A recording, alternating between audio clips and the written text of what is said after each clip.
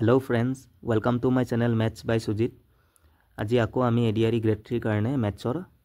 Model paper solve কৰিম আৰু আজিৰটো হৈছে আমাৰ গ্ৰেজুৱেট লেভেলৰ।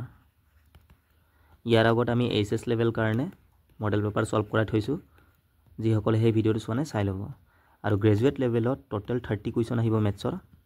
দুইটাৰে সিলেবাস সেম হয়, ঠিক আছে, দুইটাই গ্ৰেড 3, জাস্ট লেভেল অকমান আপ এণ্ড ডাউন হ'ব পাৰে। তো এই ভিডিঅটো অকল গ্ৰেজুৱেট বুলি নহয়, HS কাৰণে হেল্প হ'ব, ঠিক আছে। তো ফাৰ্স্ট কুৱেশ্যনটো চোৱা। The simple interest on 73,000 at the rate of 15% per annum from 12 to 2022 to 11 to 2023. আমাক কি উলিয়াব দিছে সিম্পল ইন্টারেস্টটো। সিম্পল ইন্টাৰেস্টৰ ডাইৰেক্ট ফৰ্মুলা আছে SI = PRT divided by 100. প্ৰিন্সিপালটো আমাক দিয়া আছে ইমান মূলধনটো, আৰু R মানে কি ৰেট আমাক দিয়া আছে। টাইমটো আমাক ডাইৰেক্টলি দিয়া নাই, 2 3 4 বছৰ বুলি এনেকৈ ডাইৰেক্ট আমাক দিয়া নাই। তো আমি উলিয়াই ল'ব লাগিব টাইমটো ইয়াৰ পৰা, ঠিক আছে। টাইম সদায় কিহত থাকে? ইয়েৰত, বছৰত থাকিব লাগিব। যদি মান্থ বা ডেইছত যদি দিয়া থাকে ন, আমি ইয়েৰত কনভাৰ্ট কৰিব লাগিব, ঠিক আছে। এতিয়া চোৱা, ফ্ৰম বুলি কৈছে। ফ্ৰম মানে 12 ফেব্ৰুৱাৰী 2022 পৰা আমি 11 ফেব্ৰুৱাৰী 2023 লৈকে আমি টোটেল ডেইজটো কাউণ্ট কৰিব লাগিব, কিমান দিন আছে ইয়াত, ঠিক আছে। এইটো পাই গ'লে আমাৰ এনচাৰটো আহি যাব। চোৱা, 12 ফেব্ৰুৱাৰী 2022 পৰা আমি ক'লৈকে যাব লাগে? 11 ফেব্ৰুৱাৰী 2023। ফ্ৰম বুলি কৈছে। ফ্ৰম বুলি ক'লে আমি 12কো ইনক্লুড কৰিম। ছাপ'জ চোৱা, মই 5 পৰা 10 লৈ কেইটা সংখ্যা আছে? ফ্ৰম 5 to 10 6টা হ'ব, কাৰণ চোৱা 5কোতো ইনক্লুড কৰিম ন। 5 6 7 8 9 10 কেইটা হ'ল? 1 2 3 4 5 6। মাইনাছ কৰিলে কি আহে? 5 আহিব, কিয়নো ইয়াৰ লগত আমি 1 যোগ কৰিব লাগিব, তেতিয়া এই 5টো আহি যাব, ঠিক আছে। এতিয়া চোৱা, 12 ফেব্ৰুৱাৰী মাহত কেইটা মানে কিমান দিন থাকে? 28 ডেজ বা 29। লিপ ইয়েৰ হ'লে 29, নৰ্মেল ইয়েৰ হ'লে 28 দিন থাকে। এইটো কি নৰ্মেল ইয়েৰ? তো ইয়াত 28 ডেজে থাকিব। তো যদি মই 12 ফেব্ৰুৱাৰীৰ পৰা আকৌ 12 ফেব্ৰুৱাৰী 2023 লৈকে আহিলোঁ হয়, 11ৰ জেগাত যদি আমাক 12 দিয়াহেঁতেন, 12 পৰা 12 লৈকে 2022 to 23 টোটেল কিমান ডেজ হ'ব? 366। কিয়? মাইনাছ কৰিলে 365 আহিব, কিন্তু 12কোতো ইনক্লুড কৰিব লাগিব ন। তো টোটেল কিমান হ'ব? 366। বাট ইয়াত 12 নাই, কিমান আছে? 11। তাৰ মানে ইয়াৰ পৰা ইয়ালৈকে টোটেল 365 ডেইজে হ'ব, ঠিক আছে। এইটোৱে কনচেপ্টটো তোমালোকে বুজিলে হ'ল। ইয়াত মিষ্টেক কৰিব নালাগে। টোটেল 12 ফেব্ৰুৱাৰী 2022 to 11 ফেব্ৰুৱাৰী 2023 লৈকে কিমান ডেইজ হ'ব? 365। আৰু 365 ডেইজ মানে কি 1 ইয়েৰ নহয় নেকি? ইয়াক যদি মই ইয়েৰত কনভাৰ্ট কৰোঁ, 365 পৰা ডিভাইড কৰিব লাগিব, তো 1 ইয়েৰ আহিব। আমি জানো 1 ইয়েৰ মানে 365 ডেইজ, ঠিক আছে। তো ইমানে, বেলেগ একো নাই ইয়াত। এতিয়া পুট কৰিলে হ'ল। টাইমটো আমি পাই গ'লোঁ 1 ইয়েৰ। তো SI = P মানে কিমান? 73,000। R মানে কিমান? 15%। টাইম মানে 1 পালোঁ, ডিভাইড বাই 100। দুইটা 0 পৰা দুইটা 0 কেঞ্চেল, থাকিলে কি? 730 × 15। ইয়াক ইনটু কৰিলে আমাৰ এনচাৰ আহি যাব। তো 73 লগত মই কি ইনটু কৰিম? 15। 5 3 * 15 1, 5 7 * 35 আৰু 1 36, 1 3 * 3, 1 7 * 7। ইমান আহিলে, কিন্তু এটা 0 আছিলে ন। তো 1095 এটা 0টো লগাই দিলে হ'ল এনেকৈ। তো আমাৰ সিম্পল ইন্টাৰেস্ট কিমান হ'ব? 10950, কাৰেক্ট এনচাৰ। 2 নম্বৰটো চোৱা। What is the discount on a pair of শ্বুজ marked at 475 and discounted at 15%? মানে ডিছকাউণ্টটো আমি উলিয়াব লাগে টকাত। মাৰ্ক প্ৰাইচটো আমাক দিয়া আছে কিমান? 475, আৰু ডিছকাউণ্ট কিমান দিছে? 15%। এইটোৱেতো আমাক উলিয়াব দিছে ন। কিমান টকা ডিছকাউণ্ট দিলে? পাৰ্চেণ্টেজত দিয়া আছে 15% ডিছকাউণ্ট দিছে।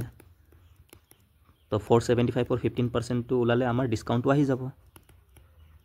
এইটোৱে আমাক সুধিছে, ঠিক আছে। চেলিং প্ৰাইচটো সোধা নাই ইয়াত, কিমানো চেল কৰিছে সোধা নাই, জাষ্ট কৈছে ডিছকাউণ্ট কিমান দিছে, 15% দিছে।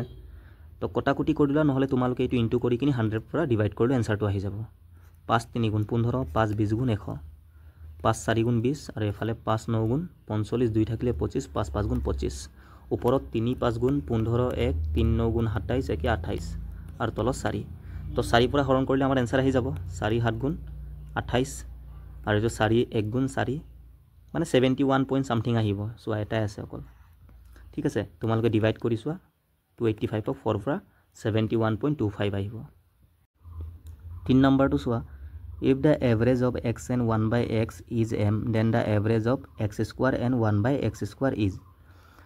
Average question ডাইরেক্ট এটা ফর্মুলা আছে এভারেজ ইকুয়াল টু কি ওপৰত আমি লিখো টোটেল সাম মানে সংখ্যাবিলাকৰ যোগফলটো আমি ওপৰত লিখো আৰু ডিভাইড কৰো টোটেল নাম্বাৰৰ পৰা ঠিক আছে এইটো ফৰ্মুলা তোমালোকে মনত থবা ইয়াৰ পৰা আৰু এটা ফৰ্মুলা আহিব ভালকৈ চোৱা ইয়াৰ তলত একো নাই মানে আমি 1 বুলি ধৰিব পাৰো ক্ৰস মাল্টিপ্লাই কৰা টোটেল সাম 1 জাৰ টোটেল সাম আৰু এফালে average into total number average into total number তো এইটো এটা ফৰ্মুলা তোমালোকে দুইটাটোৱে মনত থবা যেটো আমাক এভাৰেজ দিয়া থাকে ন আৰু নাম্বাৰটো দিয়া থাকে আমি ডাইৰেক্ট সামটো উলিয়াব পাৰো নাম্বাৰ দুটাৰ বা নাম্বাৰ যিমান দিয়া থাকে তিনটা দিলে তিনটাৰ যোগফল দুটা দিলে দুটাৰ যোগফল তো নাম্বাৰবিলাকৰ যোগফলটো আমি উলিয়াব পাৰো এভাৰেজ লগত নাম্বাৰটো ইনটু কৰি দিলে যোগফলটো আহি যায় এতিয়া চোৱা ইয়াত আমাক এভাৰেজটো দিয়া আছে দুটা সংখ্যাৰ x আৰু 1 বাই x ৰ এভাৰেজ কিমান m বুলি কৈছে তো এভাৰেজ দিয়া আছে আৰু নাম্বাৰটো আছে ন দুটা সংখ্যা তো ডাইৰেক্ট আমি সামটো উলিয়াব পাৰো ন সাম মানে এই দুটাৰ যোগফলটো x + 1 বাই x দুইটাৰ যোগফলটো কিমান হ'ব average into number average m আৰু নাম্বাৰ 2 আছে তো 2 পূৰণ m কিমান 2m নহব তো এটো ডাইৰেক্টলি আহি গল ঠিক আছে এনেকৈ তোমালোকে উলিয়াব পাৰা বা তোমালোকে এভাৰেজ ইকুয়াল টোটেল সাম বাই নাম্বাৰ ইয়াতো পুট কৰিব পাৰা এভাৰেজৰ জায়গাত তোমালোকে কি লিখিবা 2 m এভাৰেজৰ জায়গাত কি দি আছে m ইকুয়াল টোটেল সাম মানে এই দুটাৰ যোগফলটো x + 1 বাই x আৰু ডিভাইড বাই নাম্বাৰ দুইটা আছে ন ক্ৰস মাল্টিপ্লাই কৰিলে 2m এইটোৱে আহিব আৰু x + 1 বাই x লগত ইয়াৰ তলত 1 আছে এইটোৱে আহিব কিন্তু এনেকৈ কৰিব নালাগে তোমালোকে ডাইৰেক্ট এনেকৈ কৰিবা ঠিক আছে এতিয়া চোৱা আমাক এভাৰেজ উলিয়াব দিছে কাৰ ইয়াৰ তো ইয়াৰ এভাৰেজ উলিয়াব হলে আমাক কি লাগিব সাম মানে এই দুটাৰ যোগফলটো লাগিব না লাগিব যোগফল মানে x স্কয়াৰ + 1 বাই x স্কয়াৰ মানটো আমাক লাগিব এতিয়া চোৱা এইটো এলজেব্ৰাৰ কোৱেশ্চন হৈ গল x + 1 বাই x ৰ মান যদি এইটো হয় x স্কয়াৰ + 1 বাই x স্কয়াৰ মান কিমান হ'ব ডাইৰেক্ট এটা ফৰ্মুলা আছিল ইয়াক আমি নাম্বাৰটো স্কয়াৰ কৰো আৰু -2 কৰো তেতিয়া আমাৰ ডাইৰেক্ট স্কয়াৰৰ মানটো আহি যায় তো 2 স্কয়াৰ কৰিলে 4 হ'ব m স্কয়াৰ তো m স্কয়াৰে হ'ব -2 ইয়াৰ পৰা তোমালোকে 2 কমন লব পাৰা 2 কমন ললে ইয়াত কি থাকিব 2m স্কয়াৰ থাকিব 2 2 জাৰ 4 নহয় জানো আৰু মাইনাস ইয়াত কি থাকিলে 1 থাকিলে ঠিক আছে এইটো ব্ৰেকেটটো খুলিলে এইটো আহিব হল আমি সামটো পাই গলো এতিয়া আমি এভারেজটো উলিয়াব পাৰিম এভাৰেজ ইকুয়াল টু কি আছিল ফৰ্মুলাটো সাম বাই নাম্বাৰ সাম কিমান পালো এইটো মানে ইয়াৰ এভাৰেজ উলিয়াব দিছে ন ইয়াৰ সামটো লাগে ন সামটো আমি উলিয়াই ললো ফৰ্মুলা পৰা কি পালো 2 * 2m স্কয়াৰ -1 ডিভাইড বাই নাম্বাৰ কেইটা আছে দুটাইটো আছে তো 2 2 কাটি যাব থাকিলে কি 2m স্কয়ার -1 এইটো আমাৰ কাৰেক্ট আনসাৰ 2m স্কয়াৰ -1 এইটো ঠিক আছে তোমালোকক সা বুজোৱাৰ কাৰণে টাইম লাগিছে এইবিলাক তোমালোকে লিখিব নালাগে ডাইৰেক্টলি তোমালোকে এইটো উলিয়াবা আৰু এইটো উলিয়াবা বাস হৈ গলি মানে 4 নম্বৰটো চোৱা if the average of 9 consecutive even number is 132 find the difference between the first and the last number ইয়াত চোৱা consecutive even number কথা কৈছে মানে 2 4 6 8 এনেকে সংখ্যাবোৰ এইবোৰ কি even numberও হয় লগতে consecutive even numberবোৰ এনে consecutive হয় কাৰণ 2 2কে গৈ থাকে ন তেনেকে odd numberবোৰো কি হয় consecutive 2 2কে গৈ থাকে 1 3 5 7 এনেকে আৰু consecutive number বিলাকৰ এভাৰেজটো সদায় মাজৰ সংখ্যাটো হয় ঠিক আছে এটো মনত থবা মাজৰটো মই যদি কও সাপোজ 2 4 6 এটো কি consecutive number হয় না নহয় হয় 2 2কে গৈ আছে তো ইয়াৰ এভাৰেজ যদি আমাক উলিয়াব দি আমি কি কৰিছিলো বেসিকত যোগ কৰি সংখ্যাৰ পৰা হৰণ কৰো তিনটা সংখ্যা আছে যোগ কৰিলে কিমান 12 হ'ব তাৰ পৰা 3 পৰা হৰণ কৰিলে 4 আহিব এভাৰেজটো আহিব নাহিব বা আমি ডাইৰেক্ট কব পাৰো ইয়াৰ মাজৰটোৱে কি হ'ব আমাৰ এভাৰেজ হ'ব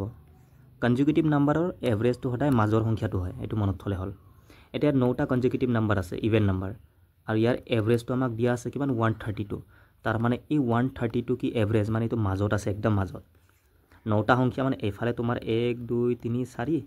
এফালে 1 2 3 4 তো এফালে 4 এফালে 4 4 4 8 আৰু এটো 9 হৈছে নাই তো এই 132 একদম মাজৰ সংখ্যাটো হয় বাকি 4টা এফালে বাকি 4টা এফালে থাকিব এতিয়া চোৱা আমাক কি উলিয়াব দিছে ফাইন্ড দ্য ডিফাৰেন্স মানে মাইনাস কৰিব লাগে ফাৰ্স্ট এন্ড লাস্ট নাম্বাৰটো তো ফাৰ্স্ট নাম্বাৰটো এইটো লাস্ট নাম্বাৰটো এইটো তো এইটো কিমান হ'ব এইটো 132 হলে এইটো 130 হ'ব 2 2কে গৈ থাকিব ন এফালে কমি যাব এইটো 128 এইটো 126 গুটেবোৰ আমি লিখিব নালাগে ডাইৰেক্ট আমাক লাগে এইটো 124 এইটো 134 36 38 এইটো কিমান 140 হ'ব না হ'ব তো ফার্স্ট লাস্ট পাই গলো মাইনাস কৰিলে হল এতিয়া 140 আৰু 124 কোৱেশ্চনত এইটোৱে সুধিছে তো মাইনাস কৰি 6 থাকিলে ইয়াত কিমান 3 পৰা 2 গলে 1 16 নহব ডাইৰেক্ট আহি গল চোৱা একো আমি ফৰ্মুলা ইউজ কৰা নাই x ধৰি তোমালৈ কৰিব পাৰা ঠিক আছে এইটো কনসেপ্টটো মনত থলে হল 5 নম্বৰটো in how much time will an amount be double at the rate of 12.5 5%. ইয়াত চোৱা একো মেনশ্যন নাই ন চিম্পল ইণ্টাৰেষ্ট নে কম্পাউণ্ড ইণ্টাৰেষ্ট, তো তোমালোকে চিম্পল ইণ্টাৰেষ্টৰ বুলি ধৰি ল'বা, ঠিক আছে। মেনশ্যন নাথাকিলে চিম্পল ইণ্টাৰেষ্ট বুলি ধৰি ল'লে হ'ল। আৰু চিম্পল ইণ্টাৰেষ্টৰ ফৰ্মুলাটো কি আছিলে? SI = PRT / 100, এইটো ফৰ্মুলা ইউজ কৰিলে হ'ল। এতিয়া চোৱা ইয়াত টাইম উলিয়াব লাগে, টাইম, তাৰ কাৰণে প্ৰিন্সিপাল ৰেট আৰু চিম্পল ইণ্টাৰেষ্টটো আমাক লাগিব। এমাউণ্ট বি ডাবল মানে কি? যেতিয়াও ডাবল ট্ৰিপল এনেকৈ দিয়া থাকে ন, তোমালোকে সদায় প্ৰিন্সিপাল আৰু এমাউণ্টটো ধৰি ল'বা, মানে উলিয়াই ল'ব লাগে আমি। প্ৰিন্সিপাল ছাপ'জ মই ধৰিছোঁ 100, ষ্টাৰ্টিঙত 100 টকা আছিলে, এমাউণ্ট ডাবল মানে কি 200 টকা হৈ গ'ল। তোমালোকে ইয়াত যি মন যায় তাকে ধৰিব পাৰা দেই, 100 ধৰিব লাগে বুলি কথা নাই, এনচাৰটো চবতে একে আহিব। এতিয়া চোৱা 100 টকা মই ধাৰত লৈছিলোঁ, মূলধনটো দিব লাগে ইমান টকা, তো এক্সট্ৰা কিমান দিছোঁ? এক্সট্ৰা 100 টকা দিছোঁ। এই এক্সট্ৰাটোৱে ইণ্টাৰেষ্ট নহয় জানো? SIটো, ঠিক আছে। এমাউণ্ট মানে কি? হুতে মূলে, মানে ইয়াত যিমান টকা লৈছিলোঁ সেইটো দিবই লাগিব, লগতে এক্সট্ৰাও দিব লাগিব। এক্সট্ৰাটো কি? ইণ্টাৰেষ্ট। তো পুট কৰি দিয়া। SI মানে কিমান পালোঁ? আমাৰ হিচাপত 100, আৰু প্ৰিন্সিপাল কিমান ধৰিছিলোঁ? 100, আৰু দিয়া আছে 12.5%। ইয়াৰ মানটো আমি ডাইৰেক্ট জানো ন, ফ্ৰেকশ্যনৰ 1/8 হয়। যদি তোমালোকে জানা ডাইৰেক্টলি পুট কৰিব পাৰা, নোৱাৰিলেও একো নাই, এনেকৈ পুট কৰিলে এনচাৰটো আহি যাব 12.5। টাইমটো আমি উলিয়াব লাগে / 100। পইণ্ট আছে এটাৰ আগত, পইণ্টটো মই যদি ইয়াৰ পৰা গুচাই দিওঁ, এটা 0 আহি যাব। এতিয়া চোৱা 100 কাটি গ'ল, সমান চিন আছে ন, ওপৰ কাটিব পাৰোঁ, বা তোমালোকে এইটো 100 আৰু এইটো 100টো কাটিব পাৰা এনেকৈ। ইয়াত 10 থাকি যাব কাটিলে, মানে যেনেকৈ মন কৰিলে হ'ল, ঠিক আছে। মই এই দুটা কাটি দিলোঁ চেম, ইয়াত একো নাই, মানে 1 থাকিলে।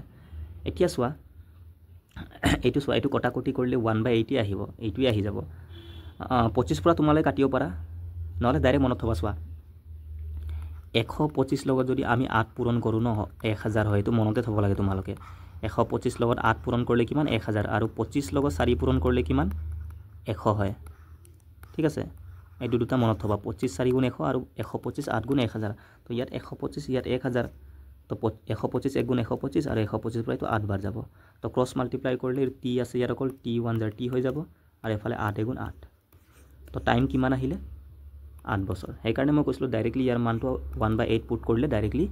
কেলকুলেশ্যন মানে ইজি হৈ যায়, আৰু বাকী এনেকৈ কৰিলেও একো নাই, তোমালোকে কৰিব পাৰা। তো 8 বছৰ হ'ব। Find the HCF of 0.05, 0.5, 0.25 and 1.25। এই নাম্বাৰ চাৰিটাৰ আমি কি উলিয়াব লাগে? HCF মানে গহাও। ফাৰ্ষ্টত কি কৰিম ন, আমি পইণ্টটো গুচাই ল'ম ইয়াৰ পৰা। ইয়াত চোৱা দুটাৰ আগত পইণ্ট আছে, তো কিমান হ'ব? 5/100। দুইটা ডিজিটৰ আগত পইণ্ট থাকিলে কি আহিব? তল 100 আহে। ইয়াত এটা ডিজিটৰ আগত পইণ্ট আছে, তো এইটো কিমান হ'ব? 5/10। তেনেকৈ এইটো কি? 25/100। এইটো কিমান হ'ব? 125/100। দুটাৰ আগত পইণ্ট আছিলে, হ'ল। এতিয়া চোৱা ফ্ৰেকশ্যন হৈ গ'ল ন নাম্বাৰবোৰ। যেতিয়াও এনেকৈ টাইপৰ কুৱেশ্যনত তলত যেতিয়া 10 100 থাকে ন, তোমালোকে কি কৰিবা? বেছটো ছেম কৰিব লাগে। ইয়াত 100 আছে, ইয়াতো 100, ইয়াতো 100, এটা অকল 10 হৈ আছে, মই ইয়াকো 100 বনাম, তাৰ কাৰণে ইয়াত এটা 0 দিব লাগিব, ইয়াতো এটা 0 দিব লাগিব, মানে ইয়াত 10 ইনটু কৰিলে ইয়াতো 10 ইনটু কৰিব লাগিব, ঠিক আছে, হ'ল। এতিয়া 100 মিলি গ'ল ন, আমাক কি HCF উলিয়াব দিছে। এইটো কি? ফ্ৰেকশ্যন হয়। ফ্ৰেকশ্যন যেতিয়াও দিয়া থাকে আৰু যিটো ওলাব দিছে ন, সেইটো সদায় ওপৰৰ মানবিলাকৰ ওলাব লাগে আমি। HCF কাৰ ওলাম আমি? 5, 50, 25 আৰু 125, আৰু তলৰবিলাকৰ আমি কি উলিয়াম? LCM, ঠিক আছে। যদি কুৱেশ্যনত যদি LCM দিয়া থাকাহেঁতেন, আমি ওপৰৰবিলাকৰ আমি কি উলিয়ালোঁ হয়? LCMটো, আৰু তলৰ নাম্বাৰৰ তেতিয়া HCFটো ওলালোঁ হয়, এনেকৈ। এতিয়া HCF কৈছে, ওপৰৰবিলাকৰ HCF উলিয়াই লোৱা। HCF মানে মেক্সিমাম হায়েষ্ট নাম্বাৰ, যিটোৰ পৰাই গোটেইটো হৰণ যায়, সেইটো কি? 5 হ'ব, ঠিক আছে। 5ৰ পৰা গোটেইটো হৰণ যাব। ইয়াত মিনিমাম 5টো আছে ন, তো 5 আমি ল'ব লাগিব। 5তকৈ যদি ডাঙৰ সংখ্যা লওঁ, ছাপ'জ 25 ল'লোঁ, 25 পৰাতো এই গোটেইটো যাব, কিন্তু 25 পৰা 5টো হৰণ যাব জানো? নাযাব নহয়। তো 5 আমি ল'ব লাগিব, যিটোৰ পৰা গোটেইটো হৰণ যায়। তো HCF কিমান আহিব? ওপৰবিলাকৰ 5 আহিব, আৰু তলত LCM চোৱা 100 100 100 100, ছেম নাম্বাৰ LCM ছেম নাম্বাৰটোৱে আহিব নাহিব? তো এইটো আমাৰ কাৰেক্ট এনচাৰ। 5/100 মানে 0.05, 0.05, ঠিক আছে। এইটোৱে 7 নম্বৰটো চোৱা।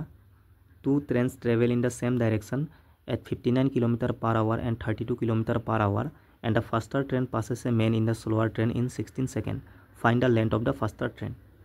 ইয়াত চোৱা দুখন ট্ৰেইন আছে, ছেম ডাইৰেকশ্যনত কি কৰিছে? ট্ৰেভেল, গতি কৰিছে। 59 km/h আৰু 32 km/h আমাক স্পীডটো দিয়া আছে। যেতিয়াও দুটা অবজেক্ট ন ছেম ডাইৰেকশ্যনত গতি কৰে, দুটাৰে স্পীডটো কি হ'ব? মাইনাছ হ'ব সদায়, এইটো মনত থ'বা। আৰু অপজিট ডাইৰেকশ্যনৰ পৰা গতি কৰিলে স্পীড দুটা কি? প্লাছ হয়, ঠিক আছে। আৰু ইয়াৰ মই অলৰেডি ছেপাৰেট ভিডিঅ' বনাই ৰাখিছোঁ এনেকুৱা ধৰণৰ আমি তাত কুৱেশ্যন কৰি থৈছোঁ তো যাৰ প্ৰব্লেম ন ট্ৰেইনৰ কুৱেশ্যনত সেই ভিডিঅ'টো গৈ চাই ল'বা এতিয়া চোৱা ফাৰ্ষ্টাৰ ট্ৰেইন আছে ছাপ'জ এইটো এখন ট্ৰেইন আৰু এইটো এতিয়া এইটো ফাৰ্ষ্টাৰ এইটো শ্ল'ৱাৰ বুলি ধৰি লোৱা এই শ্ল'ৱাৰ ট্ৰেইনৰ ভিতৰত মানুহ এজন বহি আছে তো এই ফাৰ্ষ্টাৰ ট্ৰেইনে ইয়াক ক্ৰছ কৰিব মানুহজনক ক্ৰছ কৰিছে বুলি কৈছে যেতিয়াও এনেকৈ কুৱেশ্যনত মানে মানুহজনক ক্ৰছ কৰে বুলি কয় ন ট্ৰেইনৰ ভিতৰত বহি থকা মানুহজনক ক্ৰছ কৰিলে সদায় যিটো ট্ৰেইনৰ ভিতৰত মানে মানুহজন বহি আছে সেই ট্ৰেইনটোৰ লেন্থটো কাউণ্ট কৰা নহয় ঠিক আছে যিখন ট্ৰেইনে ক্ৰছ কৰিব ন তাৰ সেই লেন্থটো কাউণ্ট কৰা হ'ব এইটো মনত থবা তোমালোকে ইয়াৰ লেন্থ থাকিলেও আমি কাউণ্ট কৰিব নোৱাৰোঁ যদি মানুহজনক ক্ৰছ কৰিছে বুলি কয় তো ইয়াতো তেনেকৈ কৈছে কুৱেশ্যনত শ্ল'ৱাৰ ট্ৰেইনত মানুহজন বহি আছে ইয়াক ক্ৰছ কৰিছে ফাৰ্ষ্টাৰ ট্ৰেইনে তো ইয়াৰ অকল লেন্থটো কাউণ্ট কৰা হ'ব আৰু আমাক ইয়াৰে লেন্থটো উলিয়াব দিছে ঠিক আছে তো ডিষ্টেঞ্চ ইকুৱেলটো কি আছিলে স্পীড ইনটু টাইম এইটো ফৰ্মুলা ইউজ কৰিলে হ'ল ডিষ্টেঞ্চ ইয়াৰ মই ছাপ'জ ফাৰ্ষ্টাৰ ট্ৰেইনৰ লেন্থটো মই নাজানো গম নাপাওঁ এক্স মিটাৰ বুলি ধৰি লৈছোঁ কাৰণ অপশ্যনত আমাক মিটাৰত দিয়া আছে তো ইয়াৰ জেগাত মই এক্স বুলি পুট কৰিছোঁ আৰু স্পীড কি হ'ব দুইটাৰে মাইনাছ হ'ব ছেম ডাইৰেকশ্যনত গতি কৰিছে ন তো মাইনাছ কৰা 59 পৰা 32 কিমান হ'ব 27 এইটো কি কিলোমিটাৰ পাৰ আৱাৰ আমাক লাগে মিটাৰ পাৰ ছেকেণ্ডত ঠিক আছে কিলোমিটাৰ পাৰ আৱাৰটো আমি মিটাৰ পাৰ ছেকেণ্ডত কনভাৰ্ট কৰিব লাগিব কিলোমিটাৰ পাৰ আৱাৰক মিটাৰ পাৰ ছেকেণ্ডত কনভাৰ্ট কৰিবৰ কাৰণে আমি কি কৰোঁ 5/18 পৰা পূৰণ কৰোঁ এইটো মনত থবা স্পীডটো আহি গ'ল মিটাৰ পাৰ ছেকেণ্ডত ইনটু টাইম কিমান দিয়া আছে 16 ছেকেণ্ড ইয়াক সলভ কৰিলে আমাৰ এনচাৰ আহি যাব 9 3 গুণ 27 9 2 গুণ 18 আকৌ 2 পৰা এইটো 8 বাৰ যাব তো 8 5 গুণ 40 40 3 গুণ কিমান 120 মিটাৰ তো ফাৰ্ষ্টাৰ ট্ৰেইনৰ যিটো লেন্থ কিমান আহিলে 120 মিটাৰ 8 নম্বৰটো চোৱা Nikhil and Ritu earn in the ratio' 2:1 they spend in the ratio' 5:3 and save in the ratio' 4:1 find the monthly income of each if the total monthly saving of both Nikhil and Ritu together is ₹10,000 এইটো কি income expenditure আৰু ছেভিঙৰ question ঠিক আছে আমি বেছিকতো কৰিব পাৰোঁ বেছিকত কৰিলে তোমালোকে এনেকৈ কৰিবা চোৱা ইনকাম ন ইনকামৰ পৰা ছেভিংটো মাইনাছ কৰিবা ইনকাম পৰা ছেভিংটো মাইনাছ কৰিলে আমাৰ খৰচটো আহি যাব ন টোটেল ইনকাম পৰা কিমান মই ছেভ কৰিছোঁ সেইটো মাইনাছ কৰিলে এক্সপেণ্ডিচাৰটো আহি যাব ঠিক আছে এইটো ফৰ্মুলা আমি ইউজ কৰি কিনি উলিয়াব পাৰোঁ ডাইৰেক্ট এনেকৈ বেছিকত ঠিক আছে প্ৰথমে আমি ডাইৰেক্টলি চাই ল'ম ক্ৰছ মেথডো আছে ৰেচিঅ'ত ইয়াত চোৱা কি দিয়া আছে টকাটো একচুৱেল যিটো মান এইটো কি হয় এইটো কি ছেভিং হয় কাৰ নিখিল আৰু ৰিতু দুইজনে মিলি কিনি টোটেল ইমান টকা ছেভিং কৰে এতিয়া ৰেচিঅ'ত চোৱা ৰেচিঅ'ত কিমান ছেভিং কিমান 4:1 আছিলে ৰেচিঅ'ত এইটো কি নিখিল ৰিতু নিখিল আৰু ৰিতুৰ যিটো ছেভিঙৰ ৰেচিঅ' মতে ইমান তো আমি ইয়াৰ পৰা নিখিল আৰু ৰিতুৰ ছেভিংটো উলিয়াই ল'ম কিমান টকা ছেভ কৰিছিলে দুইজনে ইণ্ডিভিজুৱেলি তো 4 আৰু 1 টোটেল কিমান 5 ৰেচিঅ' হিচাপত টোটেল ছেভিং 5 কিন্তু কুৱেশ্যনৰ মতে টোটেল ছেভিং কিমান 10,000 তো 5ৰ মান 10,000 হ'লে 1ৰ মান কিমান 2,000 নহ'ব জানো হৰণ কৰি দিলোঁ তো ইয়াৰ পৰা 4ৰ মানটো কিমান হ'ব 4ৰ মান নিখিলে কিমান ছেভ কৰিছিলে 4 2 গুণ 8 মানে 8,000 আৰু 1ৰ মানটো পালোৱে 2,000 তো ৰিতুৱে কিমান ছেভ কৰিছিলে 2,000 টকা তো আমি গম পাই গ'লোঁ নিখিল আৰু ৰিতুৱে কিমান টকা ছেভ কৰিছিলে 8,000 আৰু 2,000 হ'ল এতিয়া আমি চিম্পলি উলিয়াব পাৰিম চোৱা ডাইৰেক্ট কৰিব পাৰোঁ ইনকামৰ ৰেচিঅ'টো কিমান দিয়া আছে 2:1 আৰু এক্সপেণ্ডিচাৰৰ ৰেচিঅ'টো কিমান এক্সপেণ্ড মানে স্পেণ্ড কৰাটো খৰচ কৰাটো 5:3 তো ইনকাম পৰা এক্সপেণ্ডিচাৰ মাইনাছ কৰিলে আমাৰ কি হয় ছেভিং আহে আৰু ছেভিং দিয়া আছে কিমান এইটো 8,000 এইটো 2,000 8,000 মানে কি 8K বুলি মই ক'ব পাৰোঁ 8,000 আৰু এইটো 2K ঠিক আছে এনেকৈ এতিয়া চোৱা মই ক্ৰছ মেথড ইউজ কৰিম এনেকৈ আমি কৰিব পাৰোঁ সদায় মনত থবা তোমালোকে তলত কিন্তু একচুৱেল মানটো লাগিব আকৌ ৰেচিঅ' হ'লে নহ'ব তলত ছেভিংটো এইটো চোৱা 2 3 গুণ কিমান 6 এইটো 5 1 গুণ 5 এইটো দুটা ক্ৰছ কৰি ইনটু কৰিলোঁ 2 3 গুণ 6 পালোঁ 5 1 গুণ 5 পালোঁ এতিয়া দুটাৰ ডিফাৰেঞ্চ কিমান 1 আহিব এইটো ৰেচিঅ' ঠিক আছে ৰেচিঅ' লগত কৰিলে ৰেচিঅ' আহিব তো ডিফাৰেঞ্চ কিমান পালোঁ 1 পালোঁ তো এই 1ৰ মানটো আমি কেনেকৈ উলিয়াম এনেকৈ কৰি 5 2 গুণ 10 এইটো 10,000 হৈ যাব 10K আৰু 3 8 গুণ 24K তো এই দুটাও ইনটু কৰি কিনি মাইনাছ কৰা 24ৰ পৰা 10 গ'লে কিমান 14K 14,000 তাৰমানে 1ৰ মান 14,000 পালোঁ আমাক লাগে দুইটাৰ কি ইনকাম 2 আৰু 1 আছিলে তো 1ৰ মান কি 14K এটাৰ পাই গ'লোঁ 14,000 আৰু 2ৰ মান কিমান হ'ব 2ৰ মান 2 14 গুণ 28K তাৰ মানে ইনকাম দুইজনৰ কিমান হ'ব 28,000 আৰু 14,000 আহিলে নাই বা তোমালোকে বেছিকতো কৰিব পাৰা চোৱা 2 আৰু 1 কি ইনকাম আছিলে মই 2x আৰু x বুলি ধৰি লৈছোঁ তো ইয়াৰ পৰা আমি ছেভিংটো মাইনাছ কৰিম কিমান আছিলে 8,000 আৰু 2,000 এইটো নিখিল এইটো ৰিতু ইনকাম পৰা সেভিং মাইনাস কৰাৰ পাছত আমি এক্সপেণ্ডিচাৰ পাম যেটো আমাৰ ৰেশিঅ'ত দিয়া আছে ইয়াত সদায় একচুৱেল মানটো থাকিব লাগিব আৰু ইয়াত ৰেশিঅ'টো থাকিব লাগিব এক নহলে আমি কি কৰো 2x ৰ পৰা বহুত এনেকেও কৰে 2x মাইনাস এক্সপেণ্ডিচাৰ 5 আৰু এফালে 8000 টো লিখিব এনেকে ঠিক আছে এনেকে নকৰিবা তোমালোকে ভুল হৈ যাব সদায় মাইনাসত কি যেটো একচুৱেল মানটো ইয়াত দিব লাগে আৰু এফালে ৰেশিঅ'টো দিব লাগে তো এতিয়া চোৱা এটো ক্ৰস মাল্টিপ্লাই কৰি দিবা তোমালোকে আহি যাব ইয়াৰ পৰা ঠিক আছে ক্ৰস মাল্টিপ্লাই কৰিলে x ৰ মানটো কিবা এটা আহিব ন তাৰ পিছত 2x ৰ মান উলাই লবা এইটোই আহিব ঠিক আছে এনেকে তোমালোকে বেছিকটো কৰিব পাৰা 9 নম্বৰটো চোৱা in an examination a student who get 20% of the maximum marks fails by 5 marks another student who score 30% of the maximum mark get 20 mark more than the passing mark the percentage required for passing মানে চোৱা এটা এক্সামত student এজনে 20% mark পালে maximum mark মানে তোমালোকে 100 বা 100% ধৰি লবা তাৰে 20% পালে কিন্তু লৰাজন ফেল কৰিলে 5 মাৰ্কৰ কাৰণে তাৰ মানে 5 মাৰ্ক কম পালে লৰাজন যদি আৰু 5 মাৰ্ক এক্সট্ৰাকে পোৱা হেতেন লৰাজন কি কৰিলে হয় পাস কৰিলে হয় তো ইয়াৰ পৰা মই পাসিং মাৰ্কটো উলিয়াব পাৰো পাসিং যেটো মাৰ্ক হেতু কিমান হ'ব 20% পালে ন এক্সামত কিন্তু 5 মাৰ্কৰ কাৰণে ফেল কৰিলে তাৰ মানে 5 মাৰ্ক যদি আৰু পোৱা হেতেন লৰাজন কি হলে হয় পাস কৰিলে হয় পাসিং মাৰ্ক হৈ যাব এটো তেনেকে আন এজন ষ্টুডেন্টে কিমান 30% পালে এক্সামত কিন্তু 20 মাৰ্ক বেছি পালে পাসিংতকে মানে জিমানত পাস হ'ব লাগে ন মিনিমাম পাসিং মাৰ্ক জিমান তাতকে 20 মাৰ্ক বেছিয়ে পালে লৰাজন তো ইয়াৰ পৰা যদি মই 20 মাইনাসও কৰি দিও তেন্তে লৰাজন পাস কৰিব কাৰণ 20 এক্সট্ৰা পাইট হৈছে ঠিক আছে তো এই দুটা কি হ'ব পাসিং মাৰ্ক হৈ গল ইকুৱেল হৈ গল এতিয়া এইটো পাসিং মাৰ্ক দুটাটো ইকুৱেল হৈ গল তো ইয়াৰ পৰা 20 টো এফাল ঠেলি দিয়া -20% হ'ব 30 পৰা 20 গলে 10% আৰু এই -20 টো এফাল লৈ যোৱা মাইনাস আছে এফালে +20 আৰু 5 25 হৈ যাব এতিয়া আমাক উলিয়াব দিছে পাৰ্সেন্টেজ পাসিং পাৰ্সেন্টেজ আমি ইয়াতো পুট কৰি উলিয়াব পাৰো ইয়াতো পুট কৰি উলিয়াব পাৰো এই গুটেইটো হল পাসিং মার্ক ঠিক আছে কিন্তু আমাক লাগে পার্সেন্টেজ তো এইটো পার্সেন্ট ইয়াকো আমি পার্সেন্টেজত কনভার্ট কৰিম মানে চোৱা 5 ৰ মাৰ্কটো আমাক লাগিব 25 ৰ মার্ক যদি 10% হয় মানে 25 মানে 10% বুলি ক'ব পাৰো ন তো 5 ৰ মান কিমান হ'ব 5 ৰ মান মই ইয়াৰ পৰা যদি 5 ৰ পৰা হৰণ কৰো এইফালে 5 5 গুণ 25 আৰু ইয়াত 5 2 গুণ 10 তো 5 ইকুৱেল টু 2% বুলি মই ক'ব পাৰো নোৱাৰো পাৰো তো 5 ৰ জাগাত মই 2% বুলি ক'ব পাৰো 20 আৰু 2 কিমান 22% ঠিক আছে তো আমাৰ आंसर কি হ'ব 22% ইয়াতো তোমালোকে পুট কৰিব পাৰা চোৱা 5 ৰ মান 2 পালো ন আমাক লাগে 20 ৰ মানটো মই কাটি কিনি 5 ৰ মানটো উলিয়াই ললো 20 ৰ মান মানে চোৱা 20 ৰ মান কেনেকৈ আহিব 5 লগত 4 পূৰণ কৰা 5 4 গুণ 20 ইয়াতো 4 পূৰণ কৰা 4 2 গুণ 8 তাৰ মানে 20 ৰ মান কি পালো 8% 8 তো 30 - 8 কিমান 8 এটো কিমান 22% ঠিক আছে একে আহিব দুইফালে কাৰণ দুইটাটো কি পাসিং মাৰ্ক হয় ইকুৱেল আকৌ কেতিয়াবা কি সুধিব পাৰ্সেন্টেজৰ জাগাত মাৰ্ক সুধিব মাৰ্ক তো মাৰ্ক সুধিলে আমি 20% মাৰ্কটো উলিয়াই কিনি ইয়াৰ লগত প্লাস কৰি দিম মাৰ্কত আহি যাব ঠিক আছে এনেকে 10 নম্বৰটো the mark price of an object is rupees 1920 the shopkeeper allows a discount of 10% and gain 8% if no discount is allowed his gain percent would be আমাক কি gain percent উলিয়াব দিছে পার্সেন্টেজও সুধিছে ন তো এই মানটোৰ একো প্ৰয়োজন নাই ঠিক আছে কাৰণ আমাক পাৰ্সেন্টেজও সুধিছে একচুৱেল মানৰ লগত একো মতলব নাথাকে পাৰ্সেন্টেজত ইউজ কৰিলে তোমালোকৰ এনে টাইমটো যাব ইয়াৰ পৰা আমি आंसरটো উলিয়াব পাৰিম এটো গেইন মানে কি প্ৰফিট পাৰ্সেন্ট ডিসকাউন্ট দিয়া আছে আৰু প্ৰফিট পাৰ্সেন্ট আমাক দিয়া আছে তো ডিসকাউন্ট আৰু প্ৰফিট পাৰ্সেন্ট দিয়া থাকিলে আমি ডাইৰেক্ট এমপি আৰু সিপিৰ মানটো আমি উলিয়াব পাৰো ৰেশিঅ'ত ঠিক আছে ডাইৰেক্ট আহে মানে কনসেপ্ট আছে এটা সদায় ন ডিসকাউন্ট কিহৰ ওপৰত দিয়া হয় এমপিৰ ওপৰত 10% ডিসকাউন্ট মানে মই কিমানো সেল কৰিম বস্তুটো 90%ত যিকোনো বস্তু কি 100% থাকে তো 10% ডিসকাউন্ট মানে মই 90 সেল কৰিম তো এমপিৰ লগত যদি মই 90% ইনটু কৰো এটো কি আহিব আমাৰ সেলিং প্ৰাইসটো আৰু সিপিৰ লগত কি ইনটু কৰিম প্ৰফিট 8% প্ৰফিট মানে মই 108ত সেল কৰিম 108%ত হয় নহয় 8% প্ৰফিট মানে 108% মই বিক্ৰী কৰিব লাগিব তো এইটো আমাৰ কি সেলিং প্ৰাইস হ'ব সিপিৰ ওপৰত ক্যালকুলেট কৰা হয় প্ৰফিট লসটো তো এইটো সেলিং প্ৰাইস হেকাৰণে দুটা ইকুৱেল হৈ যায় তো ইয়াৰ পৰা চোৱা এমপি আৰু সিপিৰ ডাইৰেক্ট ৰেশিওটো আহিব নাহিব 108 আৰু 90 ক্ৰস মাল্টিপ্লাই কৰিলে 90 এমপি এইটোৱে আহিব 108 সিপি এইটোৱে আহিব পাৰ্সেন্ট কাটি যাব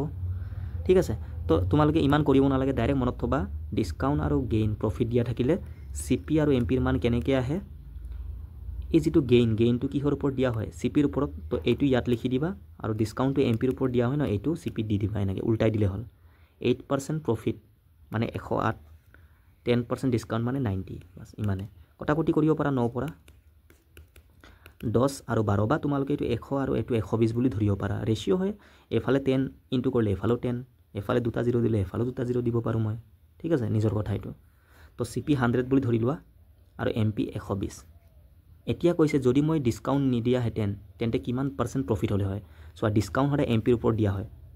ডিসকাউন্ট দিয়াৰ পাছত ইয়াক আমি সেল কৰিম তো 120 MP যদি মই ডিসকাউন্টে নিদু ইয়াৰ ওপৰত তেন্তে কিমানো সেল কৰিম 120 তে সেল কৰিব লাগিব এটো সেলিং প্ৰাইস নহব জানো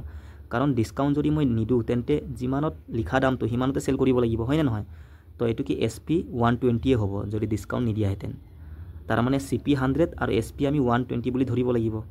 ঠিক আছে হল 100 টকাৰ বস্তুটো মই 120 সেল কৰিলে কিমান প্ৰফিট হ'ব 20% 100 টকাৰ বস্তুটো 120 সেল কৰিলে 20% প্ৰফিট হ'ব ন 20 বাই তলত কি হয় CP into 100% নিবলে 100 কাটি যাব তো 20 থাকিব এই কাৰণে 20% ডাইৰেক্ট বেসটো 100 হলে যিমান বেছি হেইটোৱে ডাইৰেক্ট আহি যায় आंसर ঠিক আছে 20% এনেকে 11 number to Indian Railways employ 200 workers to complete a certain work in 150 days if only 1/4 of the work had been done in 50 days then to complete the whole work in time what is the number of the additional worker to be employed এটো NDH ওপৰত based question time and ৱৰ্কৰ MDH/W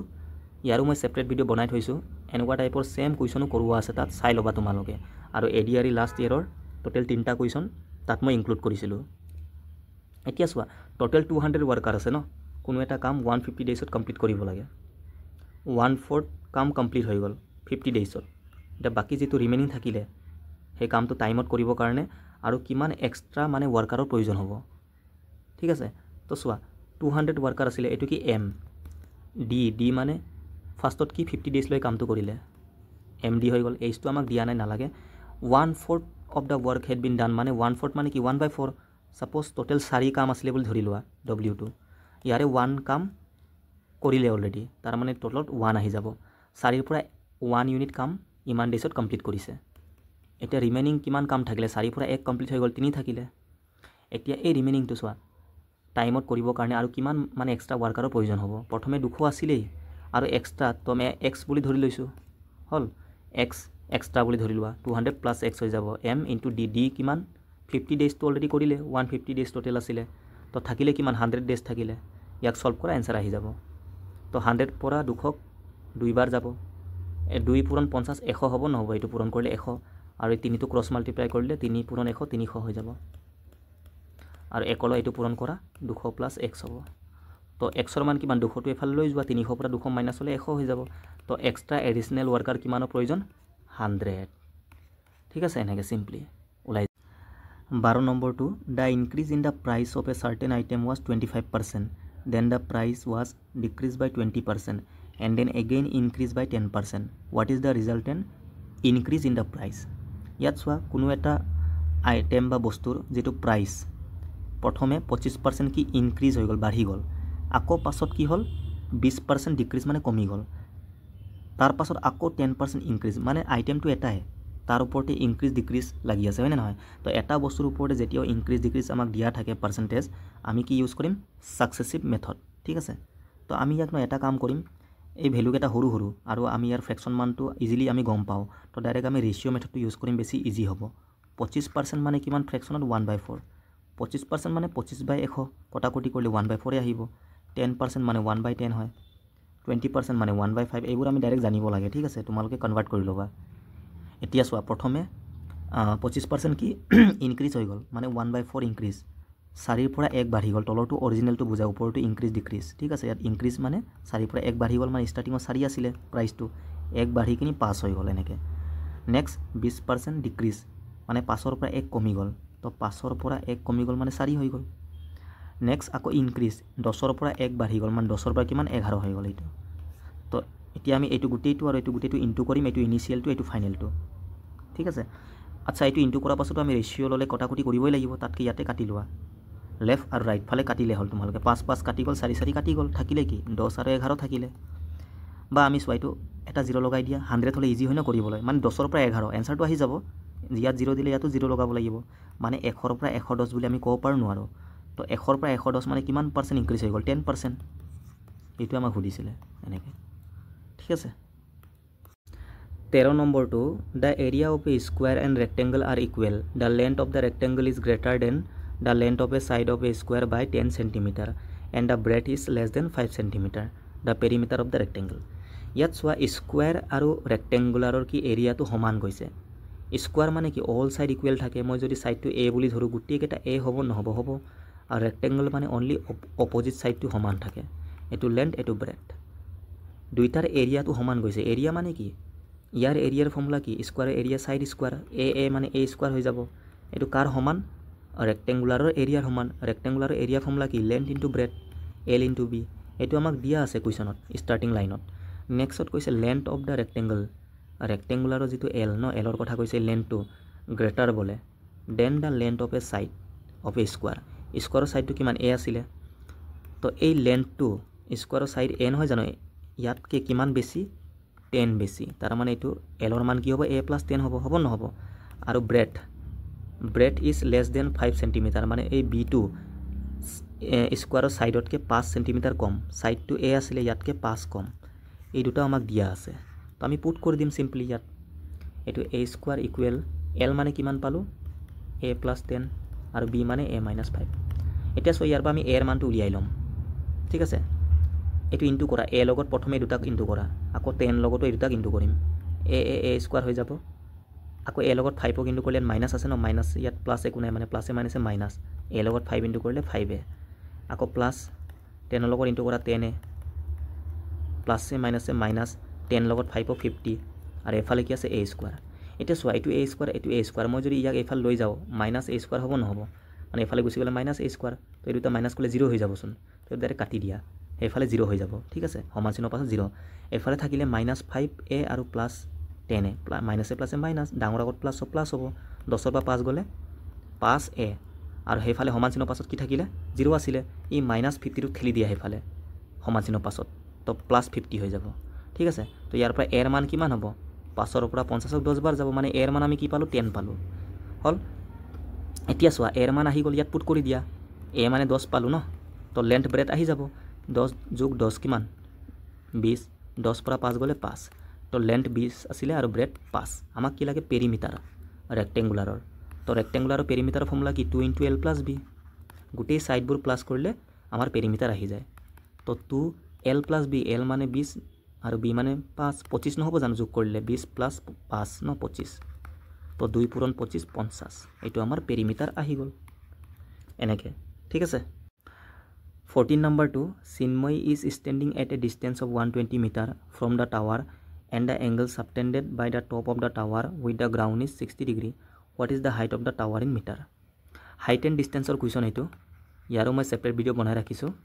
তাত মই গোটেই short এপ্ৰ'চবোৰ শিকাই থৈছোঁ ratio' কনচেপ্টত তোমালোকে চাই ল'বা। NCERTৰ যিমানো কুৱেশ্যন আছে ন NCERT ক্লাছ 10ৰ গোটেই কুৱেশ্যনবোৰ তাত ছল্ভ কৰাই থৈছোঁ। এতিয়া চোৱা এইটো মই বেছিকতে কৰি দিছোঁ। আমি ডায়েগ্ৰাম বনাব লাগিব ফাৰ্ষ্টত। চিন্ময় কি কৰি আছে ষ্টেণ্ড কৰি আছে 120 মিটাৰ ডিষ্টেঞ্চত ফ্ৰম দ্য টাৱাৰ। ছাপ'জ এইটো কি টাৱাৰৰ পৰা চিন্ময়ে কিমান ডিষ্টেঞ্চত আছে 120 মিটাৰ। ঠিক আছে and the angle subtended by the top of the tower with the ground মানে এই এংগল যিটো এইটো এংগলৰ কথা কৈছে টাৱাৰৰ টপ আৰু গ্ৰাউণ্ড এংগলটো কিমান দিয়া আছে 60 ডিগ্ৰী। আমাক কি উলিয়াব দিছে হাইট অফ দ্য টাৱাৰ মানে এইটো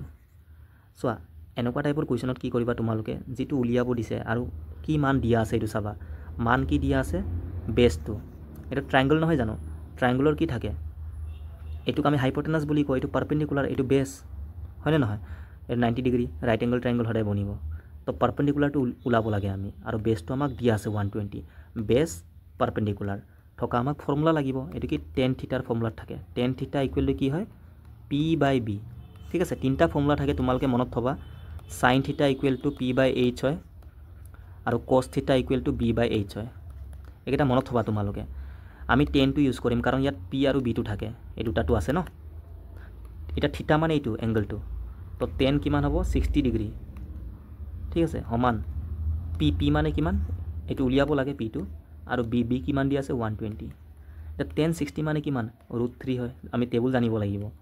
আৰু এফালে p/120 তো ক্ৰছ মাল্টিপ্লাই কৰি দিয়া p1 জাৰ p √3 লগত 120 ইনটু কৰিলে 120 √3 হ'ব। ঠিক আছে এইটো আমাৰ কাৰেক্ট এনসাৰ বাকি তোমালোকে ডাইৰেক্ট কৰিব পাৰা ৰেচিঅ'ত বহুত ইজি হয় মানে ডাইৰেক্টলি আহি যায় ইমান কৰিবই নালাগে ঠিক আছে 15 নম্বৰটো চোৱা the wheels of a car make 2500 revolution in covering a distance of 4.95 kilometre find the diameter of a wheel মানে চোৱা হুইলটো কি চাৰ্কেল হ'ব ইয়াৰ ডায়ামিটাৰটো উলিয়াব লাগে এইটো r প্লাছ r 2r ঠিক আছে ই টোটেল কিমান ডিষ্টেঞ্চ কভাৰ কৰিছে 4.95 কিলোমিটাৰ ইয়াৰ পৰা ইয়ালৈকে সাপোজ মানে কিমান ৰাউণ্ডত 2500 ৰাউণ্ড ৰিভলিউশ্যন মানে ৰাউণ্ড 1 ৰাউণ্ড 2 ৰাউণ্ড এনে কৰি কৰি টোটেল ইমান ৰাউণ্ড মাৰিছে আৰু হিমান ৰাউণ্ডত টোটেল ইয়াৰ পৰা ইয়ালৈ কিমান ডিষ্টেঞ্চ কভাৰ কৰিছে ইমান এতিয়া চ ৰাউণ্ড মানে কি ৰাউণ্ড মানে এইটো চাৰ্কুলাৰ কি চাৰ্কুমফাৰেন্স নহয় নেকি চাৰ্কুমফাৰেন্সৰ কথা কৈছে ইয়াত ঠিক আছে তো এনেকৈ টোটেল ইমান চাৰ্কুমফাৰেন্স হ'ব ইমান ডিষ্টেঞ্চ কভাৰ কৰিছে ইমানত ঠিক আছে এতিয়া ডাইৰেক্ট ফৰ্মুলাও আছে আমি নহ'লে 1 ৰাউণ্ডৰ মানটো উলিয়াই ল'ব পাৰোঁ 1 ৰাউণ্ড মানে এটা চাৰ্কুমফাৰেন্সৰ মানটো 1 ৰাউণ্ডৰ মানটো আমি কেনেকৈ উলিয়াম ইয়াক আমি ডিভাইড কৰিম 2500ৰ পৰা মানে 4.95 কিলোমিটাৰক আমি ডিভাইড কৰিম 2500 পৰা এটা 1 ৰাউণ্ডৰ মানটো আহি যাব 1 ৰাউণ্ড মানে কি এটা চাৰ্কুমফাৰেন্স 2 পাই আৰৰ মানটো তো ইয়াৰ পৰা আমি ডায়ামিটাৰ উলিয়াব নোৱাৰিম 2 আৰৰ মানটো পাৰিম নহয় তো 1 ৰাউণ্ডৰ মান কাৰণে আমি ডিভাইড কৰিব লাগিব ঠিক আছে এটা ডিভাইড কৰিলে চোৱা এইটো কিলোমিটাৰত আছে এনসাৰবোৰ সেন্টিমিটাৰত আছে ন তো কিলোমিটাৰক আমি কিহত কনভাৰ্ট কৰিম সেন্টিমিটাৰত তাৰ কাৰণে মই এই 4.95 ফাৰ্ষ্টত 1000 পৰা ইনটু কৰিম কিলোমিটাৰৰ পৰা মিটাৰত আহিবৰ কাৰণে ন আকৌ আমি ইয়াক 100 পৰা ইনটু কৰিম মিটাৰ টু সেন্টিমিটাৰৰ কাৰণে 100 পৰা ইনটু কৰিব লাগে এতিয়া ওপৰৰ দুটা জিৰ' তলৰ দুটা জিৰ' কেনসেল আৰু ইয়াত চা পইণ্ট আছিলে ন পইণ্টটো যদি মই ইয়াৰ পৰা গুচাই দিওঁ তলত আকৌ দুটা জিৰ' আহিব নাহিব আকৌ এই দুটা জিৰ' পৰা এই দুটা জিৰ' কেনসেল ঠিক আছে ভালকৈ চোৱা তো ইয়াত কি থাকিলে 495 ওপৰত কি 10 থাকিলে ইনটু 10 আৰু তলত 25 কটাকটি কৰি দিয়া 5 2 গুণ 10 5 5 গুণ 25 আকৌ 5ৰ পৰা এইটো 5 9 গুণ 45 4 থাকিলে আকৌ 45 5 9 গুণ 45 তো কিমান থাকিলে 99 ইনটু 2 এনেকৈ ৰাখি থোৱা এতিয়া আকৌ এইটো চোৱা আমাক লাগে 2 আৰৰ মান ডাইৰেক্ট ইয়াৰ পৰা আৰৰ মানটো উলিয়াব নালাগে এক্সট্ৰাকৈ হা ডায়ামিটাৰ মানে 2 আৰ হয় তো 2 আৰ ইকুৱেল পাই মানে কিমান 22/7 এনেকৈ লিখি ৰাখা 2 আৰৰ মানটো লাগে আমাক সমান এইফালে 99 ইনটু 2 তো এইটো কাটি দিয়া 2 পৰা এইটো 22ক 11 বাৰ আকৌ 11 পৰা এইটো 9 বাৰ তো 2 আৰ মান কিমান হ'ব 7 9 63 2 আৰ ইকুৱেল টু কিমান আহিলে 63 ঠিক আছে এনেকৈ আমি কৰিব পাৰোঁ নহ'লে চোৱা তোমালোকে ন ডাইৰেক্ট ফৰ্মুলা ইউজ কৰিব পাৰা যেতিয়া এনেকুৱা টাইপৰ কুৱেশ্যন আহে ন ডিষ্টেঞ্চ ইকুৱেল টু n2 পাই আৰ ঠিক আছে ডিষ্টেঞ্চ ইকুৱেল টু কি n ইনটু 2 পাই আৰ এইটো ফৰ্মুলা ইউজ কৰিব পাৰা এইটো হয় যদি ইমান ঝেমেলা কৰিব মন নাই ডাইৰেক্টলি এইটো ইউজ কৰি দিবা ডিষ্টেঞ্চ মান টোটেল ডিষ্টেঞ্চ কিমান দিয়া আছে 4.95 ইয়াক আমি সেন্টিমিটাৰ নিবলৈ 1000 ইনটু 100 আৰু এফালে n এইটো ৰিভলিউশ্যনটো কিমান 2500 আৰু 2 আৰৰ মানটো আমাক লাগে ন 2 আৰটো এনেকৈ ৰাখা পাই মানে কিমান 22/7 ঠিক আছে কটাকটি কৰা এতিয়া চোৱা এইটো দুটা জিৰ' কেনসেল এই পইণ্টটো গুচালে তলত দুটা জিৰ' আহিব এইটো দুটা জিৰ' পৰা এইটো দুটা জিৰ' কেনসেল ইয়াত কি থাকিলে 495 ইনটু 10 থাকিলে আৰু এফালে কি থাকিলে 25 পূৰণ 2r ইনটু 22/7 ইয়াৰ মানটো লাগে বাকীবোৰ কাটি দিয়া এতিয়া চোৱা 22 পৰা নহ'লে এইটো কাটিব পাৰা নহ'লে 11 পৰা কাটা 11 2 গুণ 22 আৰু 11 পৰা 4 বাৰ যাব 44 আকৌ 11 5 গুণ ইমান ঠিক আছে আকৌ 2 পৰা এইটো 5 ঠিক আছে আকৌ এইটো কাটি দিয়া 5 5 গুণ 25 আকৌ 5 পৰা এইটো 9 বাৰ তো 9 আৰু 7 ক্ৰছ মাল্টিপ্লাই কৰিলে 9 7 63 আহিব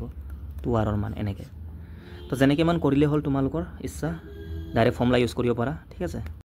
next the ratio' of boys and girls in the school is 5:6 if 24 new boys are joined in the school then the ratio of boys and girls become 9:10 find the number of girls in the school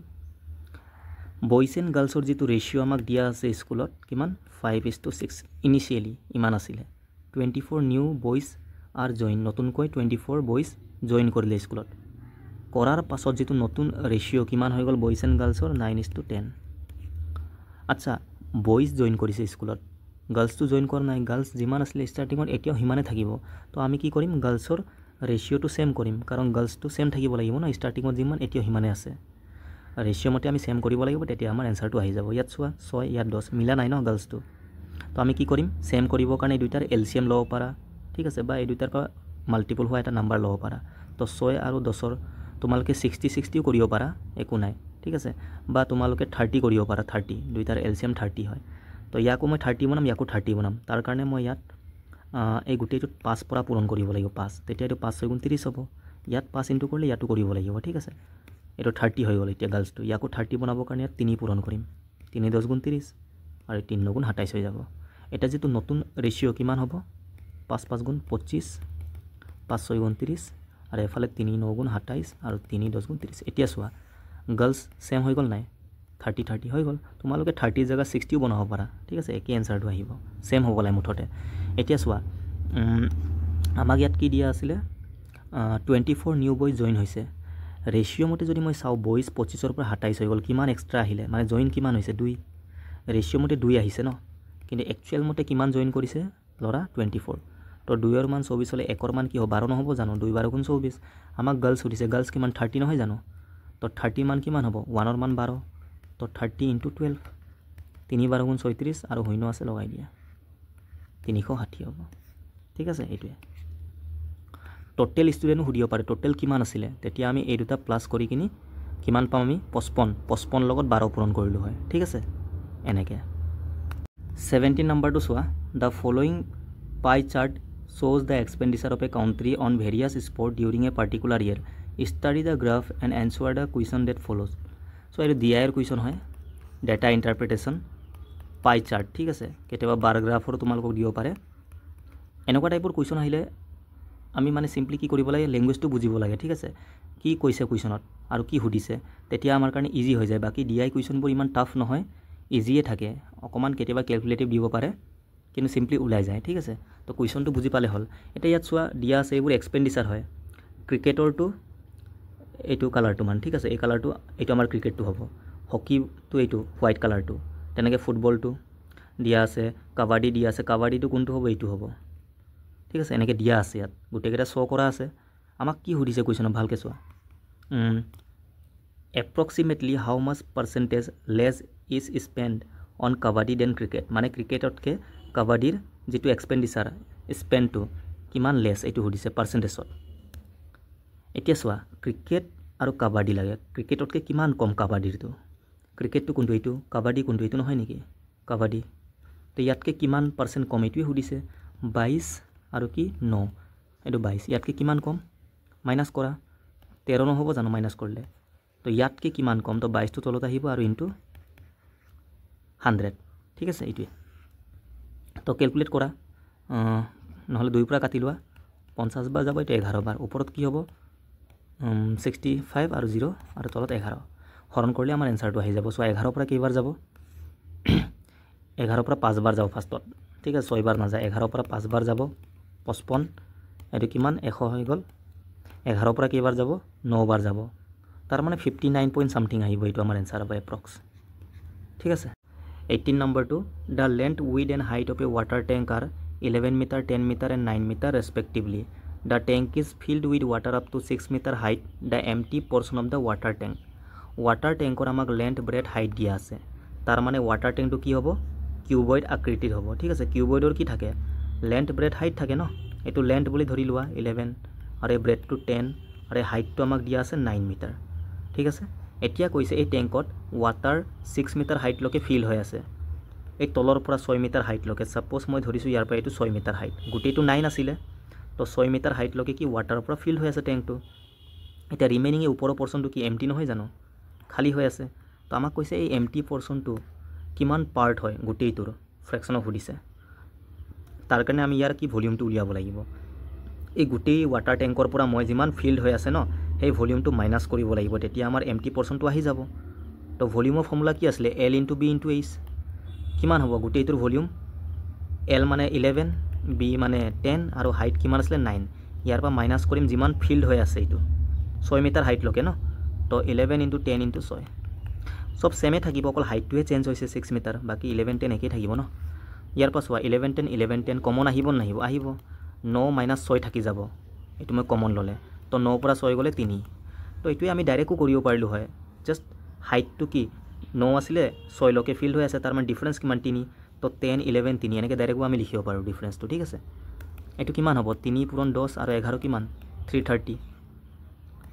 ইমান কি আহিলে metre cube এটো ভলিউমটো আহিলে কাৰ MT পৰ্চনৰ তো MT পৰ্চনৰ volume আমি 330 পালো total ভলিউমটো কিমান এটো টোটালটো এটো ইনটু কৰা 9 10 আৰু 11 কিমান 990 তো এইটো আমাক হুদিছিলে কিমান পৰ্চন 0 0 ক্যান্সেল 33 পুৰা এটো কাটি দিয়া একবাৰ আৰু 3 বাৰ তো 1/3 আমাৰ কাৰেক্ট এনসাৰ হ'ব ঠিক আছে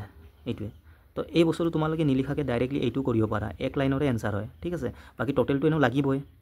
এইটো উলিয়াব লাগিব তলত লিখিবৰ কাৰণে ঠিক আছে কুৱেশ্যন নম্বৰ 19 টো চোৱা if 15 is the sum of 3 consecutive numbers then the square of the middle number তিনটা কনজুগেটিভ নাম্বাৰৰ যোগফলটো আমাক দিয়া আছে 15 মাজৰ সংখ্যাটো কি কৰিব দিছে স্কোয়াৰ কৰিব দিছে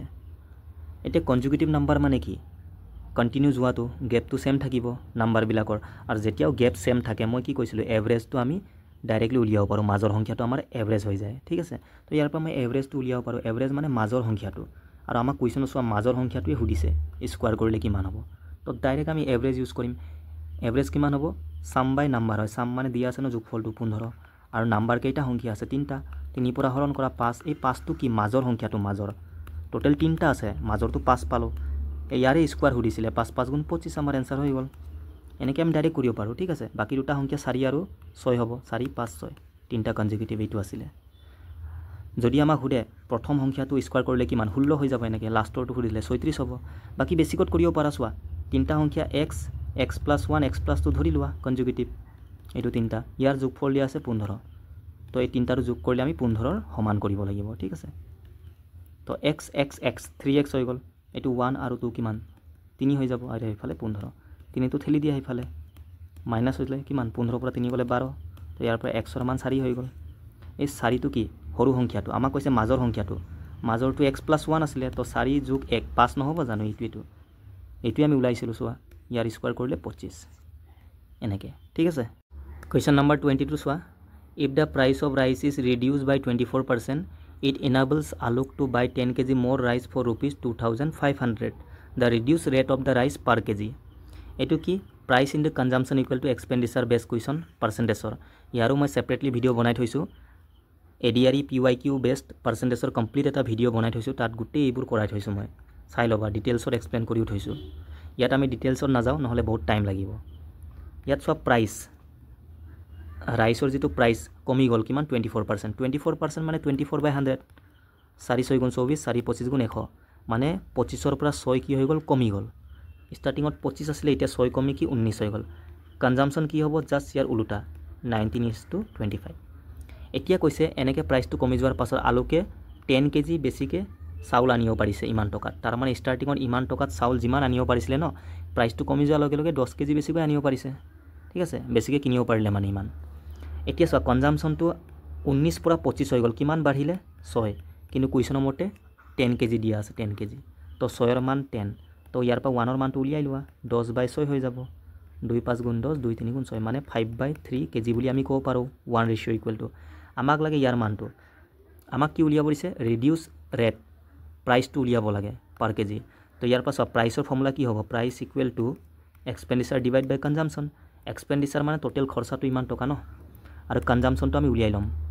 ৰিডিউসটো কৈছে তাৰ মানে এইটোৰ মানটো উলিয়াব লাগিব কনজাম্পশন ঠিক আছে ইয়াৰ নহয় এইটো আগৰটো এতিয়া 25 হল ন তো 1 ৰ মান 5/3 হলে 25 ৰ মান কিমান 25 পূৰণ 5/3 হ'ব নহব তো এইটো 5 পূৰণ 25 এনেকৈ ৰাখিব পাৰা নহলে ইনটু কৰি দিয়া 125 ডিভাইড বাই 3 কেজি হ'ব এইটো কনজাম্পশন আহি গল এতিয়াৰটো তো প্ৰাইস উলিয়াব লাগে ওপৰত কি যাব এক্সপেন্ডিচাৰ কিমান আছিল 2500 আৰু তলত কি আহিব কনজাম্পশন কিমান পালো 125/3 এই 3টো পাছত ওপৰত গুছি যাব ইয়াক যদি মই ইনটু কৰি দিও ওপৰত গুছি যাব ঠিক আছে তলৰটো এটা কটাকুটি কৰা 25 পৰা কাটি দিয়া নহলে 25 পৰা এইটো 25 1 গুণ 25 আৰু দুটা 0 আছে 25 পৰা এইটো 5 বাৰ যাব ন ঠিক আছে আকৌ 5 পৰা 20 বাৰ তো 3 পূৰণ 20 কিমান 60 रुपीस पर केजी হ'ব এইটো আমাৰ কাৰেক্ট आंसर ইয়াত যদি ৰিডিউসৰ জায়গাত আগতে কিমান আছিল অৰিজিনালটো তেতিয়া আমি ইয়াৰ মানটো উলিয়ালো হয় 19 ৰ তাৰ পাছত ডিভাইড কৰিলো হয় ঠিক আছে তোমালোকে এই ভিডিওটো চাই লবা তাৰ ডিটেইলছত মই এক্সপ্লেইন কৰি থৈছো 21 নম্বৰটো চোৱা if 0.4 of a number is equal to 0.06 of another number the ratio of the students are ratio সুধিছে আমাক চোৱা এটা নাম্বাৰ আছে ইয়াৰ কি 0.4 অফ মানে ইনটু এটা নাম্বাৰ সাপোজ a বুলি ধৰিছো a এৰ কি 0.4 এটো বলে ইকুৱেল কাৰ ইমাউন্ট অফ আনাদাৰ নাম্বাৰ আৰু এটা নাম্বাৰ আছে সাপোজ b বুলি ধৰিছো ইয়াৰ কিমান 0.06 আছে এইটোৱে ইয়াৰ পৰা a বাই b টো উলিয়াই লোৱা ৰেশিও a আৰু b ৰাহি যাব 0.06 টো ওপৰত যাব 0.4 টো তলত আহিব বাছ এইটোৱে এ ৰেচিঅ' বি হৈ যাব ইয়াত দুইটাৰ আগত পইণ্ট আছে ইয়াত কি এটাৰ আগত পইণ্ট আছে তো পইণ্টটো গুচাই দিয়ে দুইটাৰ পৰা ওপৰত দুটাৰ আগত পইণ্ট তলত দুটা জিৰ' আহিব তলত এটাৰ আগত পইণ্ট ওপৰত এটা জিৰ' যাব এনেকৈ 0 0 কেঞ্চেল আৰু এইটো কাটি দিয়া 2 3 গুণ 6 2 20 গুণ 40 মানে কিমান হ'ব 3/20 এইটো আমাৰ কাৰেক্ট এনচাৰ 3:20 ঠিক আছে বাকী তোমালোকে ডাইৰেক্টও কৰিব পাৰা যেতিয়া এটা সংখ্যাৰ ইমান আন এটা সংখ্যাৰ ইমানো সমান বুলি কয় ডাইৰেক্টলি ৰেচিঅ'টো উলিয়াই দিবা এনেকৈ এই বিৰ লগত যিটো লাগি আছে এইটো এৰ জেগাত দি দিবা আৰু এৰ লগত যিটো লাগি আছিলে 0.4 এইটো বিৰ জেগাত দি দিবা এনেকৈ কটাকটি কৰা এতিয়া ডাইৰেক্ট আহি যাব ন 3:20 ঠিক আছে এইটো ডাইৰেক্ট শ্বৰ্টকাট হয় বাকী এনেকৈও কৰিব পাৰা ইমান টাইম নালাগে এতিয়া এই কুৱেশ্যনটো চোৱা 22 নাম্বাৰটো if x + 1/x = 10 x + 1/x = কিমান দিয়া আছে 10 তেন্তে আমাক কি উলিয়াব দিছে 7x / x² + 1 - 8x এইটো এলজেব্ৰাৰ কুৱেশ্যন হয় ঠিক আছে ইয়াৰ মানটো দিয়া আছে এতিয়া চোৱা ভালকৈ এইটো যিটো আমাক দিয়া আছে ন মান যিটো উলিয়াব দিছে ইয়াক ভালকৈ চোৱা 7x x² + 1 - 8x মই কি কৰিম গোটেইকেইটাত মই xৰ পৰা ডিভাইড কৰি দিম ইয়াকো xৰ পৰা ডিভাইড কৰি দিয়া ইয়াতো গোটেইকেইটাত কৰি দিয়া এনেকৈ ঠিক আছে ওপৰ তল গোটেইটোতে মই কি কৰি দিলোঁ xৰ পৰা ডিভাইড কৰি দিলোঁ এতিয়া কি হৈ যাব চোৱা ইয়াক xৰ পৰা ডিভাইড কৰিলে x কাটি যাব অকল কি থাকিব ওপৰত 7 আৰু ইয়াত x² মানে x দুটা আছে xৰ পৰা ডিভাইড কৰিলে এটা এটা কাটি যাব অকল এটা x থাকি যাব প্লাছ আৰু এইটো কি 1/x হৈ যাব মাইনাছ ইয়াকো যদি মই xৰ পৰা ডিভাইড কৰোঁ x কাটি যাব 8 থাকি যাব এতিয়া চোৱা x + 1/x আহি গ'ল ইয়াৰ মানটো আমাক দিয়া আছে 10 পুট কৰি দিয়া ওপৰত 7 ইয়াৰ মানটো কিমান 10 আৰু মাইনাছ এইফালে 8 তো 7/2 নহ'ব 7/2 মানে কি 7ক 2 পৰা হৰণ কৰিলে কিমান আহিব 3.5 ডাইৰেক্ট আহি গ'ল ন এনেকৈ ঠিক আছে তো যেতিয়াও এনেকুৱা টাইপৰ কুৱেশ্যন আহে তোমালোকে কি কৰিবা সদায় xৰ পৰা ডিভাইড কৰি দিবা 23 number Rathin and Brathin together can complete a piece of work in 12 days. They start the work together, but Rathin had to leave 5 days before the work got over. As a result, it took a total of 15 days to complete the work. How many days would it have taken Brathin to complete the work by himself? এতিয়া ইয়াত চোৱা time and ৱৰ্কৰ কুৱেশ্যনত আমি সদায় total work আৰু এফিচিয়েঞ্চিৰ ওপৰত ধ্যান দিব লাগে এই দুটা বস্তু পালে আমি কুৱেশ্যনটো সলভ কৰিব পাৰিম টোটেল ৱৰ্ক কেনেকৈ আহে টোটেল ৱৰ্ক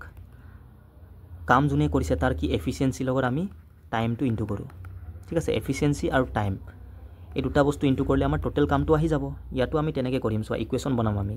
ৰাথিনে আৰু ব্ৰাথিন দুইজনে মিলি কিনি কোনো এটা কাম 12 দিনত কমপ্লিট কৰে তো টোটেল ৱৰ্ক কিমান হ'ব টোটেল ৱৰ্কটো আমি কেনেকৈ উলিয়াম এফিচিয়েঞ্চি ইনটু টাইম মই ছাপ'জ ৰাথিনৰ এফিচিয়েঞ্চি আৰ বুলি ধৰিছোঁ ব্ৰাথিনৰটো বি বুলি ধৰি লোৱা দুইজনে মিলি কিনি তাৰ কাৰণে এফিচিয়েঞ্চিটো কি হ'ব আৰ + বি হ'ব তো এইটো হ'ল এফিচিয়েঞ্চি দুইজনৰ ইনটু টাইমটো কি 12 দিন দিয়া আছে তো এইটো হ'ল টোটেল ৱৰ্ক ঠিক আছে টোটেল কামটো এতিয়া এই কামটোকে সিহঁতে ষ্টাৰ্ট কৰিলে দুইজনে মিলি কিনি কিন্তু কামটো কমপ্লিট হোৱাৰ 5 দিন আগত কোনে পলাই গ'ল ৰাথিনে তাৰ কাৰণে কামটো কমপ্লিট হওঁতে 15 দিন সময় লাগি গ'ল তাৰ মানে চোৱা কামটো কমপ্লিট হওঁতে কিমান দিন সময় লাগিছে 15 দিন কিন্তু 5 দিন আগত কোনে পলাই গুচি গ'ল ৰাথিনে তাৰ মানে ৰাথিনে কিমান দিন কাম কৰিলে 10 দিন 5 দিন আগত পলাই গুচি গ'ল ন গোটেইটো কামটো কমপ্লিট হওঁতে 15 দিন লাগিছে তো সি 10 দিন কাম কৰিলে কাৰ লগত ব্ৰাথিন লগত মিলি কিনি সি 10 দিন কাম কৰিলে তাৰপাছত পলাই গুচি গ'ল তো বাকী কিমান কাম থাকি গ'ল 5 দিনৰ কাম থাকি গ'ল দুইজনে মিলি কিনি কৰিলে মানে তাৰপাছত পলাই গ'ল বাকী 5 দিনৰ কামটো কোনে কৰিব ব্ৰাথিনে অকলে কৰিব ৰাথিনে পলাই গুচি গ'ল তো ব্ৰাথিন আৰু ৰাথিনে মিলি কিনি 10 দিনলৈকে কাম কৰিলে ঠিক আছে তাৰপাছত ৰাথিনে পলাই গুচি গ'ল তো 5 দিনৰ কাম থাকি গ'ল সেইটো কোনে কৰিব ব্ৰাথিনে তো ব্ৰাথিনে বাকী 5 দিনৰ কামটো কৰিব ঠিক আছে এইটো হ'ল আমাৰ ইকুৱেশ্যনটো বাছ ইমানে একো নাই ইয়াত বাকী আৰু ঢেৰ মেথড আছে ডাইৰেক্টলি আমি কৰিব পাৰোঁ এনেকৈ নকৰি কিনি বেলেগকৈ আমি কৰিব পাৰোঁ ঠিক আছে কিন্তু এনেকৈ কৰিলেও চোৱা ইমান টান নহয় এতিয়া এইটো আৰ + বি এইটো আৰ + বি ইয়াত 10 আছে ইয়াত 12 আছে মই এইটো এইফাল লৈ গ'লে মাইনাছ হ'ব নহ'ব 12 পৰা 10 গ'লে কিমান 2 হৈ যাব 2 আৰ + বি নহ'ব জানো চেম ন আৰ + বি 12 আৰু 10টো মাইনাছ কৰিলে হ'ল 2 আৰ + বি হৈ যাব আৰু সমান এফালে কি থাকিলে 5b তো ইয়াৰ পৰা এফিচিয়েঞ্চিটো আমি উলিয়াব পাৰোঁ এফিচিয়েঞ্চি মানে আৰ + বি ডিভাইড বাই বি ইকুৱেল কিমান হ'ব 5/2 হ'ব ক্ৰছ মাল্টিপ্লাই কৰিলে চোৱা 2 এইটো আহিব 5b এইটো আহিব হ'ল তো বিৰ এফিচিয়েঞ্চি কিমান 2 পালোঁ বিৰ এফিচিয়েঞ্চি 2 আৰু দুইজনৰ এফিচিয়েঞ্চি মিলাই 5 তাৰ মানে আৰ কিমান 3 নহ'ব জানো 3 2 মিলাইতো 5 হ'ব ন ঠিক আছে এতিয়া চোৱা টোটেল ৱৰ্ক কিমান আহিব টোটেল ৱৰ্কটো টোটেল কামটো আমাৰ কি আছিলে এইটো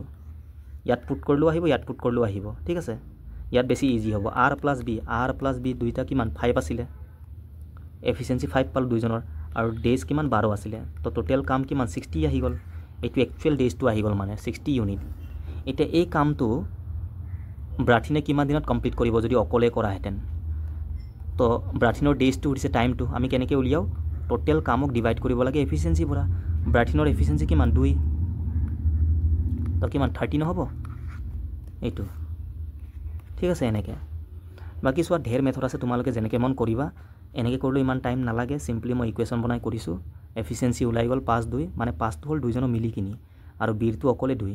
যদি ৰাথিনে কিমান দিনত কামটো কৰিলে হয় তেন্তে 3 পৰা ডিভাইড কৰিলোঁ হয় 60 ইয়াত ব্ৰাথিনৰ সুধিছে ব্ৰাথিনৰ এফিচিয়েঞ্চি 2 ঠিক আছে তাৰ পৰা ডিভাইড কৰিলে হ'ল A person walks 2/5 of the total distance and covers 1/3 of the remaining distance by bus. What is the fraction of the remaining distance to be covered? Total distance to মই কিবা এটা ধৰিব লাগিব ইয়াত ঠিক আছে তেতিয়া ইজি হয় মানে কৰিবলৈ 2/5 আৰু কি 1/3 মানে 1/3 এনেকুৱা টাইপৰ কুৱেশ্যনৰ ন যেটো এটো ফ্ৰেকশনৰ তলৰ যেটো ভ্যালু আছে ইয়াৰ মাল্টিপল যিকোনো এটা ধৰি লবা তোমালোকে টোটেল ডিসটেন্সটো 5 আৰু 3 এৰ মাল্টিপল সাপোজ মই 15 ধৰি লৈছো এলসিএম ঠিক আছে তোমালোকে 45 60 যি মন যায় দুটাৰ পৰা মাল্টিপল হোৱা ধৰিব পাৰা টোটেল ডিসটেন্স মই ধৰি লৈছো 15 আছিল এতিয়া এই টোটেল 15 ৰ 2/5 কি কৰিছে ওয়াক কৰিছে মানুহজনে ইমান ডিসটেন্স ওয়াক কৰিছে 2/5 কিমান হ'ব 5 3 গুণ 15 3 2 গুণ 6 মানে সাপোজ 6 কিলোমিটাৰ ধৰি লোৱা এটো 15 কিলোমিটাৰ বুলি ধৰি লোৱা তো টোটেল ডিসটেন্সৰ পৰা 2/5 মানে 6 কিলোমিটাৰ কি কৰিছে ওয়াক কৰিছে ঠিক আছে ওয়াক 15 পৰা 6 গুছি গল থাকিলে কিমান ৰিমেইনিং 15 পৰা 6 গুছি গল ৰিমেইনিং কিমান থাকিলে 9 এটো হল ৰিমেইনিং ডিসটেন্সটো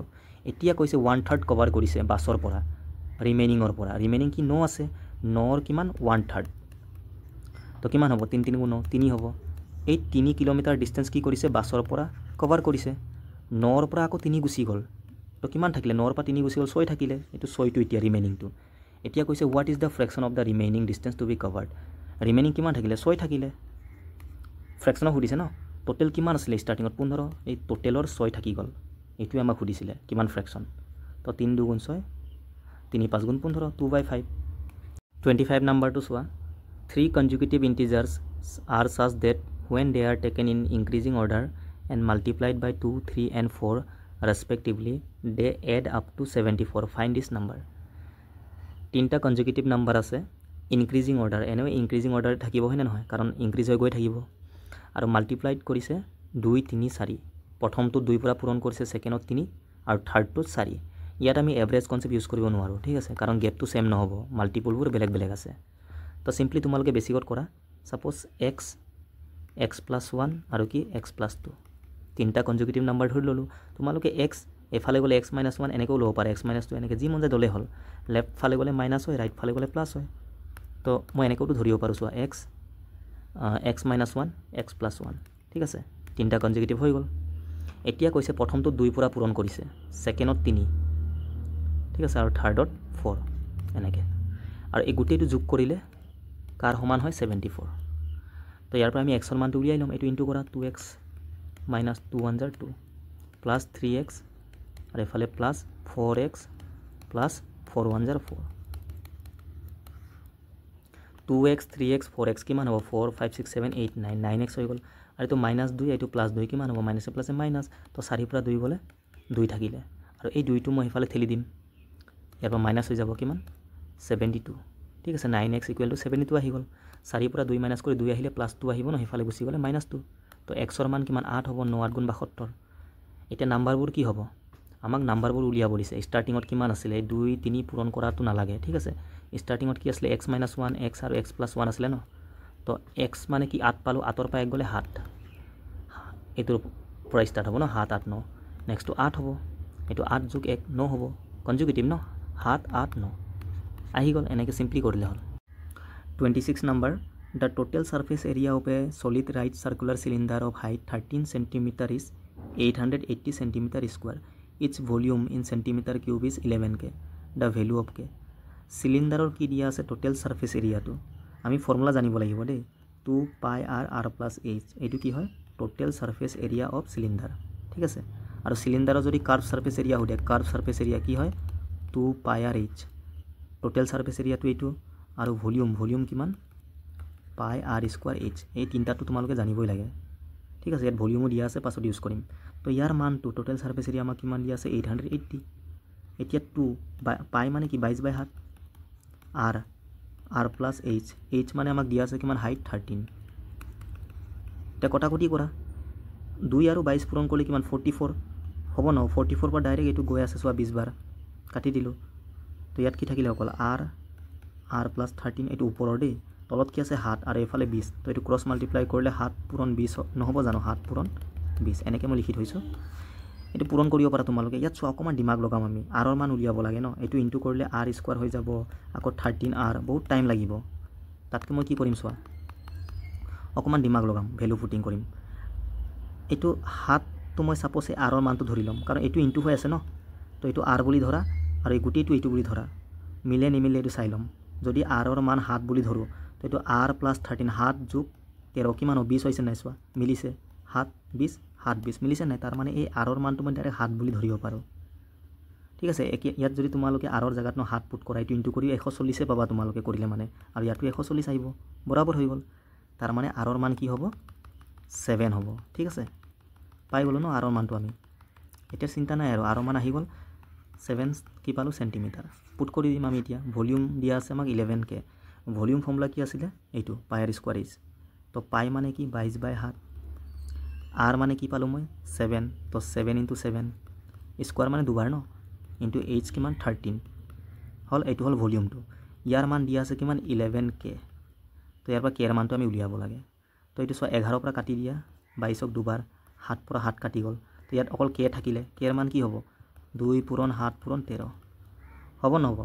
এতিয়া চোৱা এইটো মই ইউনিট ডিজিট কনচেপ্ট ইউজ কৰিম 2 7 গুণ কিমান 2 7 গুণ 14 লাষ্টত কি পাবা 4 আৰু ইয়াত 3 আছে 4 3 গুণ 12 লাষ্টত 2 আহিব পূৰণ কৰিলে অকল ইয়াতে 2 আছে লাষ্টত তোমালোকে পূৰণ কৰি চাবা ঠিক আছে লাষ্টত 2 পাবা কেৰ মানটো কিমান হ'ব 182 এনেকৈ কুৱেশ্যন নম্বৰ 27টো চোৱা ইয়াৰ মানটো আমাক উলিয়াব দিছে এতিয়া চোৱা ইয়াত ইনটু হৈ আছে আৰু বেছকেইটা বেলেগ বেলেগ ডিফাৰেণ্ট হৈ আছে যদি বেছ ছেম থাকে ন যিকোনো নাম্বাৰ ছাপ'জ মই ক'লোঁ a ইনটু a পাৱাৰটো ইয়াত m আছে ইয়াত n আছে বেছ ছেম যদি বেছ ছেম থাকে আৰু পাৱাৰ যিয়ে নহওক ইনটু হৈ থাকিলে সদায় আমি বেছটো এটা লিখি কিনি ওপৰৰ পাৱাৰকেইটা কি কৰোঁ যোগ কৰোঁ এনেকৈ কিন্তু বেছ ছেম হ'ব লাগিব তো ইয়াতো চোৱা 8 আছে 8ক কি মই 2ৰ বেছ হিচাপে বনাব নোৱাৰোঁ জানো পাৰোঁ ন 8 মানে কি 2 কিউব 2ক যদি মই 3বাৰ পূৰণ কৰোঁ 2 পূৰণ 2 পূৰণ 2 এনেকৈ 3বাৰ 8 আহিব ন তো 8ক মই কি লিখিব পাৰোঁ 2 পাৱাৰ 3 আকৌ ওপৰৰ পাৱাৰ কিমান আছে 1.5 এনেকৈ লিখিব পাৰোঁ নোৱাৰোঁ এতিয়া চোৱা এইটো পাৱাৰৰ ওপৰত পাৱাৰ থাকিলে পাৱাৰকেইটা কি পূৰণ হয় তো মই ইয়াক এনেকৈ লিখিব পাৰোঁ ন 2 লিখি কিনি 3 15 গুণ কিমান 45 কিন্তু পইণ্ট এটাৰ আগত আছে আহি যাব তো ডাইৰেক্ট মই ইয়াক লিখিব পাৰোঁ কিমান 2 পাৱাৰ 4.5 এনেকৈ তেনেকৈ 4 মানে কি 2 স্কোৱাৰ আকৌ ওপৰত কি আছে 2.5 তো 2 25 গুণ 50 কিন্তু পইণ্ট আছে এটাৰ আগত 5.0 মানে 5 হ'ব জিৰ'টো কাউণ্ট নকৰে পইণ্ট পাছত তো 2 পাৱাৰ 5 হৈ যাব আৰু এইটো অলৰেডি 2 পাৱাৰ 3.5 আছে ঠিক আছে হ'ল এতিয়া বেছটো চোৱা ছেম তো 2 লিখি কিনি পাৱাৰকেইটা কি কৰিম আমি যোগ কৰিম 4.5 আৰু 3.5 কিমান হ'ব 4.5 আৰু 3.5 প্লাছ কৰিলে 8.0 মানে 8 নহ'ব জানো আৰু এইফালে 5 আছিলে তো 8 5 13 হৈ যাব আৰু মেইন পাৱাৰটো কিমান আছিলে ওপৰত 4/13 এতিয়া আকৌ চোৱা পাৱাৰৰ ওপৰত পাৱাৰ হৈ গ'ল ইনটু কৰিলে 13 কাটিব কাটিব তো 2ৰ পাৱাৰ কিমান 4 থাকিলে 2ৰ পাৱাৰ 4 মানে 2ক 4বাৰ পূৰণ কৰিলে কিমান আহিব এইটো চোৱা 8 2 গুণ 16 2ক আমি 4বাৰ পূৰণ কৰিলে 16 আহিব ঠিক আছে এনেকৈ চিম্পলি তোমালোকে কৰিব পাৰা 28টো চোৱা ইয়াৰ মানটো আমি উলিয়াব লাগে এতিয়া চোৱা ইয়াত কিউব আছে তো এইটো কি ফৰ্মুলা মতে বনি আছে নেকি আমি চাব লাগিব ওপৰত ভালকৈ চোৱা এইটো কি a কিউব বুলি ধৰি লোৱা এইটো b কিউব হয় নেকি b কিউব মানে ইয়াক আমি b কিউবত কনভাৰ্ট কৰিব পাৰোঁ নেকি চোৱা 64 আছে ন কাৰ কিউব হয় 4ৰ কিউব 64 তাৰ মানে মই ইয়াক কি লিখিম 0.4 কিউব বুলি মই লিখিব পাৰোঁ ন 0.4 কিউব মানে 0.4 আমি 3বাৰ পূৰণ কৰিলে এইটোৱে আহিব নাহিব তো 4ক 3বাৰ কৰিলে কিমান 64 পইণ্টটো ইয়াতো এটা তিনিটা তো 1 2 3টাৰ আগত পইণ্ট আহিব এইটোৱে ইয়াত দিয়া আছে চোৱা তাৰ মানে মই ক'ব পাৰোঁ এইটো 5.4ৰ কিউব এইটো কি 0.4ৰ কিউব তো ওপৰত কি a cube minus b cube এনেকৈ বনি আছেনে ভালকৈ চোৱা আৰু a কিউব মাইনাছ b কিউবৰ ফৰ্মুলা এটা আছে তোমালোকে মনত থ'বা ঠিক আছে a cube minus b cube equal কি হয় a মাইনাছ b into a square plus ab plus b square বহুত ইম্পৰ্টেণ্ট এই ফৰ্মুলাটো মনত থ'বা এতিয়া আমি এইটো ইয়াত ইউজ কৰিম ঠিক আছে ওপৰত a cube minus b cube আছে তলৰটো ভালকৈ চোৱাচোন এইটো a স্কোৱাৰ হৈ আছে তো ইয়াৰ লগত মিলিছে নেকি ভালকৈ চোৱা a স্কোৱাৰ প্লাছ এইটো মানে a square plus ab plus b স্কোৱাৰত বনি আছে নেকি ভালকৈ চোৱা 0.16 মানে কি 0.4ৰ স্কোৱাৰ নহয় নেকি এইটো চোৱা বি স্কোৱাৰ 4 4 যা 16 আহিব নাহিব তাৰমানে এ স্কোৱাৰ আৰু এই বি স্কোৱাৰটো আমি পাই গ'লোঁ এতিয়া এ বি মানে কি এ আৰু বিটো ইনটু কৰিলে এইটো আহে নেকি 216টো চোৱা এ মানে কি 5.4 আৰু বি মানে কি 0.4 ঠিক আছে বি মানে কি 0.4 এইটো ইনটু কৰিলে 4 4 গুণ 16 1 থাকিলে 4 5 গুণ 20 আৰু 1 21 এক্সামত ইমান কৰিব নালাগে জাষ্ট মই বুজাই আছোঁ তো পইণ্ট ইয়াতো এটা দুটাৰ আগত চোৱা 2.16 আহিছে নাই তাৰমানে আমি পুৰাপুৰি গম পালোঁ ওপৰত এ কিউব মাইনাছ বি কিউব বনি আছে তলত কি আছে এ square plus A B plus B square বনি আছে তলত এনেকৈ এইটো ফৰ্মেটত আছে কুৱেশ্যনটো আমি জানো এ কিউব মাইনাছ বি কিউব মানে কি হয় এ minus B into a square plus A B plus B square হয় ইয়াৰ মানটো আৰু তলত কি আছে এ square plus A B plus B square আছেনে নাই এতিয়া ভালকৈ চোৱা এইটো চেম কাটি গ'ল থাকিলে কি এ মাইনাছ বি তাৰমানে আমি ইমান কৰিবই নালাগে ইয়াৰ মান ডাইৰেক্ট কি হ'ব এ মাইনাছ বি হ'ব এইটো আমাৰ ডাইৰেক্ট এনচাৰ আহিব ঠিক আছে এ মানে কি আছিলে 5.4 আৰু বি মানে কি আছিলে এইটো 0.4 কিউব আছিলে ন তো বি মানে 0.4 বাছ এইটো মাইনাছ কৰি এনচাৰ আহি যাব তো 5 হ'ব 5.0 আহিব পইণ্ট পাছ জিৰ'টো আমি নিলিখোঁ ন তো এনচাৰ কি হ'ব 5 ঠিক আছে তো তোমালোকে দেখা হ'লে গম পাব লাগে যে এইটো ডাইৰেক্টলি এ মাইনাছ বি হ'ব ইয়াৰ মানটো কাৰণ চোৱা কটাকটি গুচি যাব ন এই দুটা থাকিব এ মাইনাছ বি ঠিক আছে তো প্ৰেক্টিছ কৰিবা তোমালোকে এই ফৰ্মুলাটো মনত থ'বা কুৱেশ্যন নম্বৰ 29 টো চোৱা rupees 900 is divided among A B C the division is such that 1/2 of A's money এইটো ইকুৱেল আছিলে equal 1/3 of B's money equal to 1/4 of C's money find the amount received by A B C